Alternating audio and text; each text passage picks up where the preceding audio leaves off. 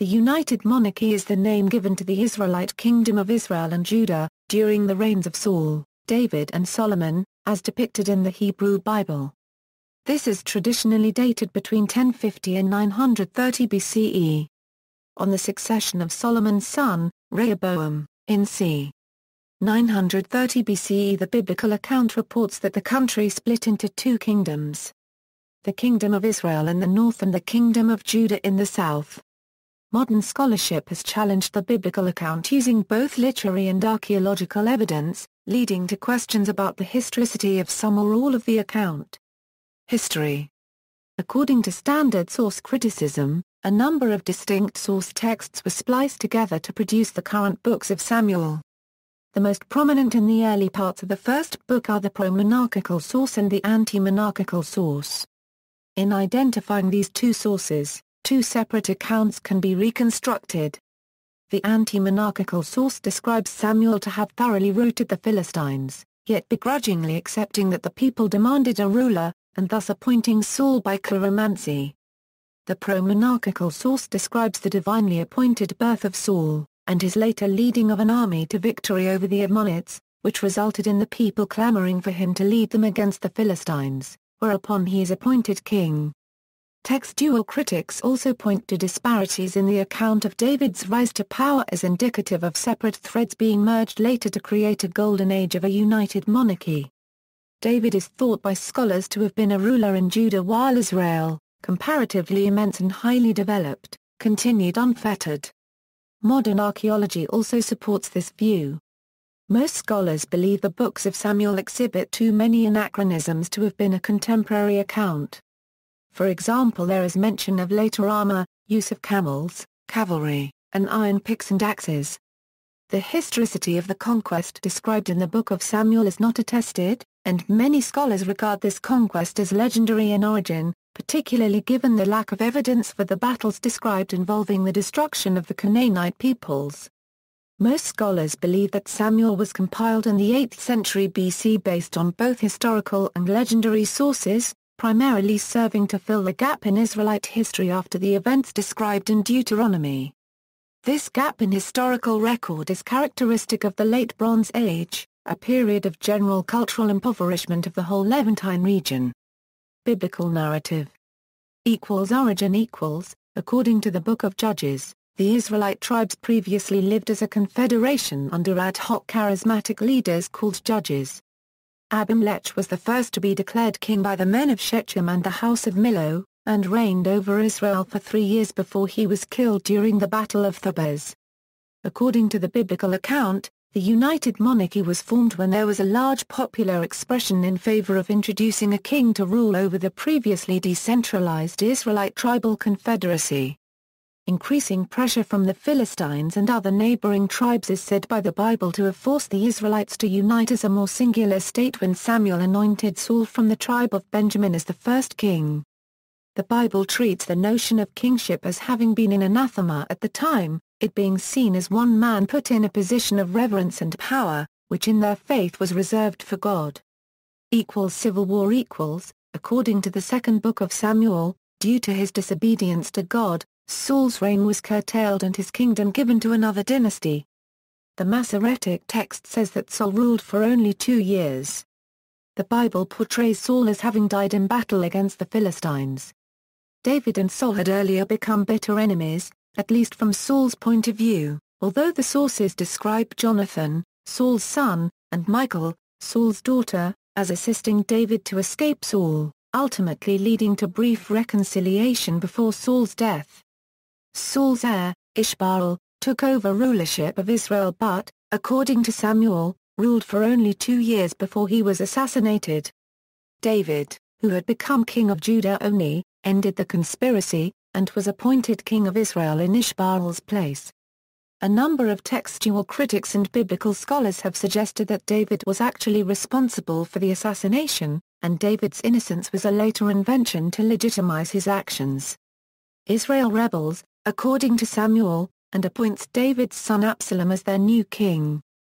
The Bible then describes Israel as taking over Judah and ultimately forcing David into exile east of the Jordan. According to the increasing majority of archaeologists, This isn't so much a case of rebellion by Israel against a mighty kingdom, but more a case of Israel reasserting its authority over a poor, rural, sparsely populated, backwater. This section of the biblical text, and the bulk of the remainder of the books of Samuel, is thought by textual critics to belong to a single large source known as the court history of David. Although reflecting the political bias of the later kingdom of Judah after Israel's destruction, the source is somewhat more neutral than the pro- and anti-monarchical sources that form earlier parts of the text. Israel and Judah are portrayed in this source as quite distinct kingdoms. Eventually, according to the Book of Samuel, David launches a counterattack, and wins, although with the loss of Absalom. After having retaken Judah, as well as asserted control over Israel, David returns to the west of the Jordan, although he continues to suffer a number of rebellions by Israel, successfully suppressing each one. The Golden Age. It was David who, following the civil war with Saul, creates a strong and unified Israelite monarchy, reigning from c. 1000 to 961 BCE. Solomon, David's successor, maintained a unified monarchy, c. 961-922. David, the second king of Israel, established Jerusalem as its national capital in 1006 BCE. Before then, Hebron had been the capital of David's Judah and Mahanaim of Ishbaal's Israel, and before that Jibeh had been the capital of the United Monarchy under Saul. In the biblical account, David finally succeeds in truly unifying Judah and Israel. Some modern archaeologists believe there was a continued and uninterrupted existence of two distinct cultures and geographic entities, one being Judah, the other Israel, and if there was a political union it possibly had no practical effect on the relationship between the two nations. David embarked on successful military campaigns against Judah's and Israel's enemies, and defeated nearby regional entities such as the Philistines, thus creating secure borders. Israel grew from kingdom to empire, and its sphere of influence militarily and politically in the Middle East expanded greatly, controlling a number of weaker client states like Philistia, Moab, Edom, Ammon, with a number of Aramean city-states becoming vassal states. The imperial borders stretched from the Mediterranean Sea to the Arabian Desert, from the Red Sea to the Euphrates River. Some modern archaeologists believe that the area under the control of Judah and Israel in this era, excluding the Phoenician territories on the shore of the Mediterranean, did not exceed 34,000 square kilometers. Of these, the Kingdom of Israel encompassed about 24,000 square kilometers. King David established Jerusalem as Israel's national capital.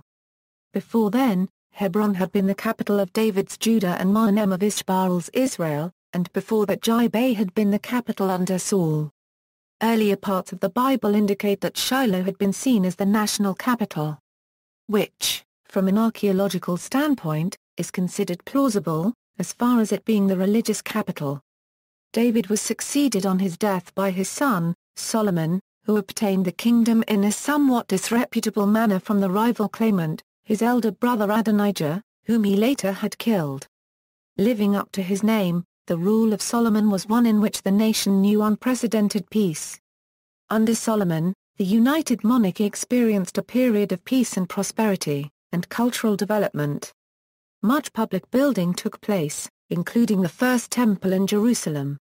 David and Solomon are both portrayed by the Bible as having entered into strong alliances with the king of Tyre. In return for ceding land to Tyre, David and Solomon are said to have received a number of master craftsmen, skilled laborers, money, jewels, cedar, and other goods.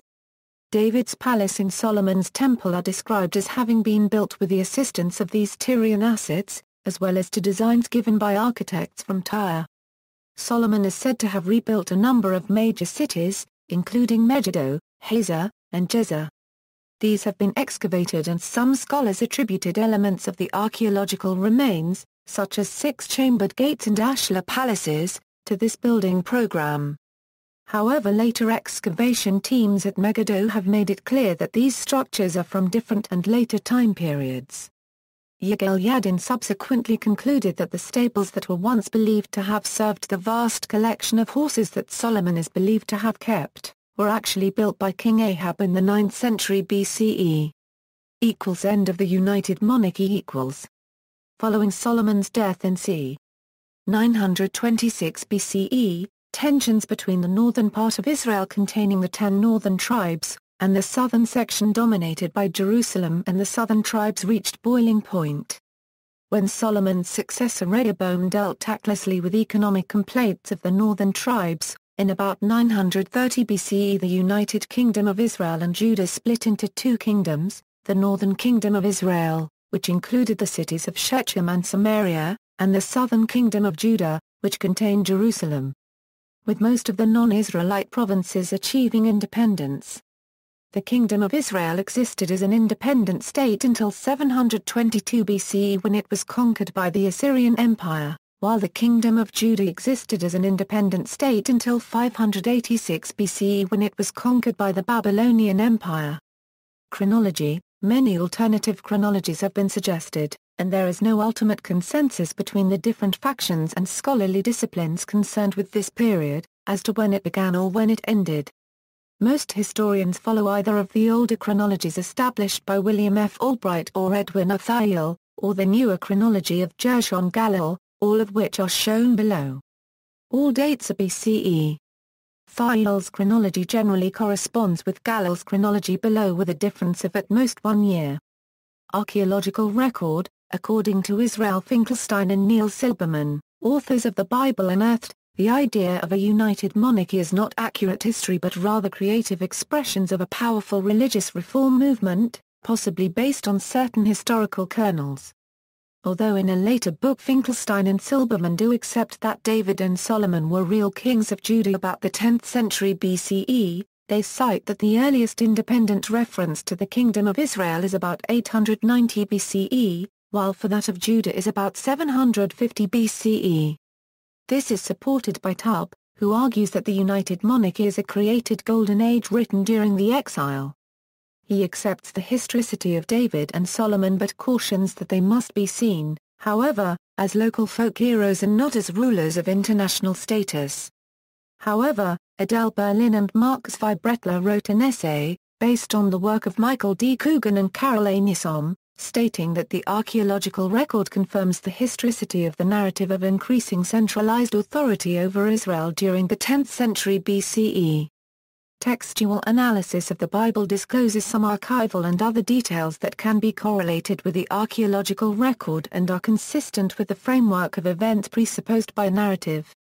Thus, skepticism of some modern historians, who argue that the biblical accounts of the United Monarchy are totally fictional retroversions from a much later time, seems unwarranted.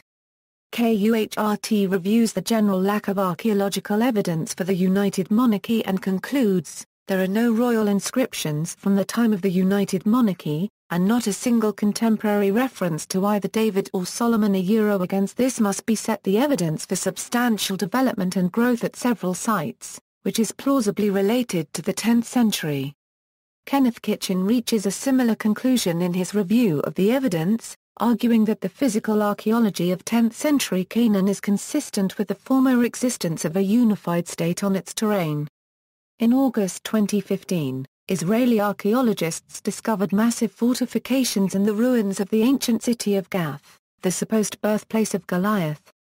The size of the fortifications show Gath to be a very large city in the 10th century BCE, perhaps the largest in Canaan at the time. The professor leading the dig, Aaron Meyer, estimated that Gath was as much as 4 times the size of contemporary Jerusalem, casting doubt that David's kingdom could have been as powerful as described in the Bible. See also, Canaan, Historicity of the Bible, Oravt, Kirbet Yafa. References. External links. The Debate over the Historicity and Chronology of the United Monarchy in Jerusalem by Onkar Kalzer, Jewish Virtual Library, New Advent Encyclopedia.